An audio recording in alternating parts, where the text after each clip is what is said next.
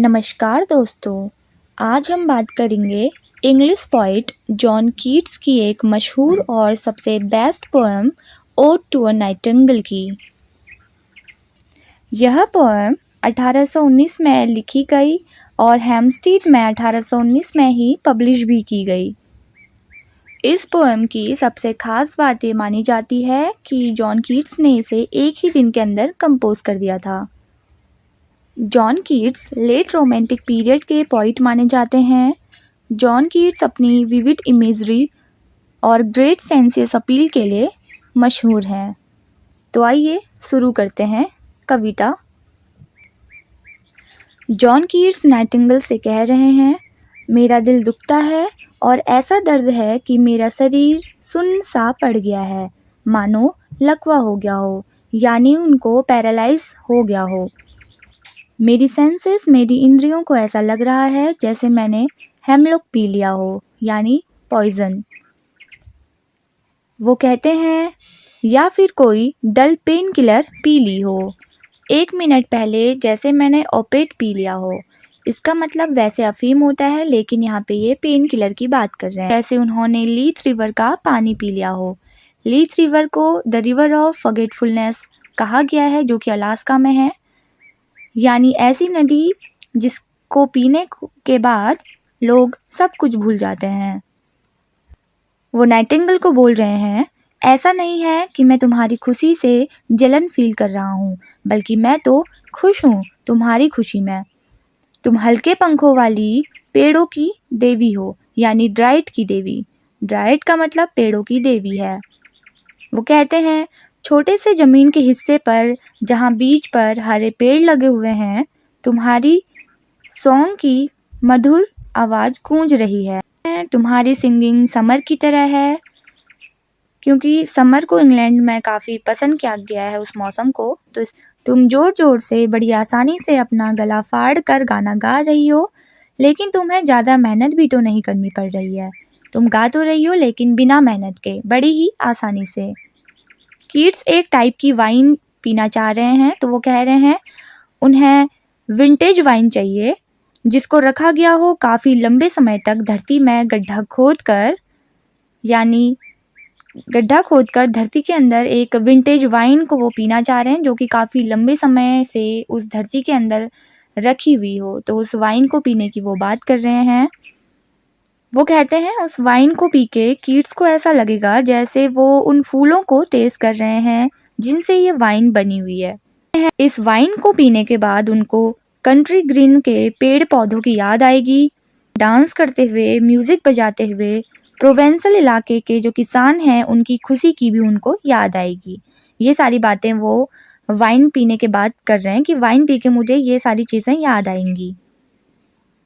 France में एक जगह है प्रोवेंस, वहाँ की बनी हुई वाइन कीट्स को कीट्स के लिए जो शराब का प्याला है साउथ से आए, वो एकदम खरा हो, यानी फुल ऑफ ट्रू हो।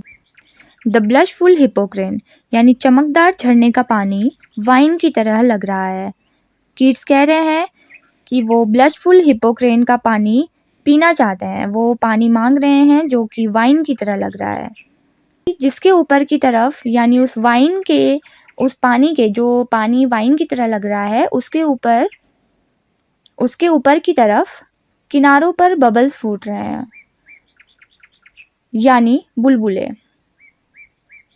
जिसे पीने के बाद मेरा मुंह पर्पल हो जाए, यानी बैंगनी हो जाए, मैं उसे पीऊँगा और इस रियल संसार से गायब होकर तुम्हारे साथ, यानी नाइटिंगेल के साथ, जंगलों में पेड़ों पर चला जाऊँगा। फिर वो कह रहे हैं, कहीं दूर, मैं इंसानों से दूर शांत जंगलों में जाना चाहता हूँ, जहाँ ये इंसानों वाली दुनिया को मैं भूल सकूँ, क्योंकि यहाँ पर इन इंसानों की दुनिया में काफ़ी बीमारियाँ हैं, जैसे बुखार है, फीवर है, फ्रैट यानी चिड़चिड़ापन है। यहाँ आपस में लोग एक दूसरे के साथ बैठकर एक दूसरे के दर्द सुनते हैं, क्योंकि यहाँ पर सभी बीमारियों से परेशान हैं। मैं इन सब को भूलना चाहता हूँ। कीट्स अपनी फैमिली की बीमारियों की भी बात कर रहे हैं, क्योंकि जो कीट्स थे और उनकी जो फैमिली थी, उनको ट्यूबरक्लोसिस था, तो वो खुद की और अपने भाई और माँ की जो डेथ हुई थी, उनके माँ और भाई की जो डेथ हुई थी वो ट्यूबरक्लोसिस की वजह से हुई थी और खुद भी जो कीट्स थे वो इसी बीमारी से जूझ रहे थे। तो वो इसलिए कह रहे हैं कि यहाँ पर कुछ उदास बूढ़े चेहरे भी हैं, उनको पॉल्सी नाम की बीमारी ने जकड़ रखा है, जबकि जो जवान है वो काफ़ी पतली ग्रो हो रही है। उनकी जो उनके शरीर में जान भी नहीं बची है, वो भी मर जाएंगे काफ़ी जल्दी। वहाँ दर्द ही दर्द है, मतलब इस रियल संसार में काफ़ी दर्द है। तो इसलिए पोइट नाइटिंगेल के साथ जाने की बात कर रहे हैं।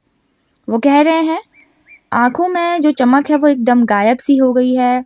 जो सुंदर औरतें हैं उनकी आँखों की चमक भी गायब हो गई है। यानी जो ब्यूटीफुल वुमेन्स की यहाँ पे बात कर रहे हैं, उनकी जो आँखों में चमक जो पहले पाई जाती थी वो लंबे समय तक अब नहीं है, वो धीरे धीरे बहुत जल्दी डल हो गई है। वो फिर कहते हैं या फिर जो आशिक हैं अपने प्रेम में अभी नए नए पड़े हुए हैं, उसके लिए भी यह खुशी बहुत कम टाइम के लिए है, क्योंकि उसकी प्रेमिका की आँखों की चमक भी बहुत जल्दी गायब हो जाएगी। कीट्स कह रहे हैं नाइटिंगेल से दूर दूर मैं तुम्हारे साथ उड़ जाऊंगा और मुझे ये वाइन का देवता बैकस भी अपने साथ रथ में मुझे नहीं ले जाएगा। यानी उसके साथी और जो बैकस हैं हमारे वाइन के देवता, वो भी मुझे अपने साथ नहीं लेके जाएंगे, बल्कि मैं अपने पोएटिस इमेजिनेशन के पंखों से तुम्हारे साथ उड़ जाऊंगा। यानी नाइटिंगेल के साथ मैं तुम्हारे साथ पोएटिस इमेजिनेशन में चले जाऊंगा, जो व्यूलेस है, जो कि दिखाई नहीं देती, लेकिन जो मेरा इमेजिनेशन की उड़ान है उसमें मेरा जो डल ब्रेन है वो काफ़ी बाधा डालेगा। कीट्स कह रहे हैं नाइटिंगेल से लेकिन मैं ऑलरेडी तुम्हारे साथ हूँ। ये जो रात है, जो अंधेरा दिख रहा है वो रात का प्रभाव है, इफ़ेक्ट है रात का, कि सब कुछ काला दिख रहा है। यहाँ पर सिर्फ क्वीन मून दिख रही है जो अपनी राजगद्दी पर बैठी हुई है और वो चारों तरफ तारों से घिरी हुई है, मानो जो तारे हैं उसके अटेंडेंट हो। आगे वो कह रहे हैं लेकिन यहाँ चांद और तारों के सिवा कोई रोशनी भी तो नहीं है, सिवाय थोड़े से प्रकाश के जो हवा के साथ आ रही है इन पेड़ों के मोटे पत्तों में से पास होकर, जिन पेड़ों पर काई लगी हुई है। तो दोस्तों ये रहा ओड टू अ नाइटिंगेल का पार्ट फर्स्ट। अब जो सेकंड पार्ट बचा हुआ है हम उसे सेकंड वीडियो पे देखेंगे। इसे देखने के लिए धन्यवाद।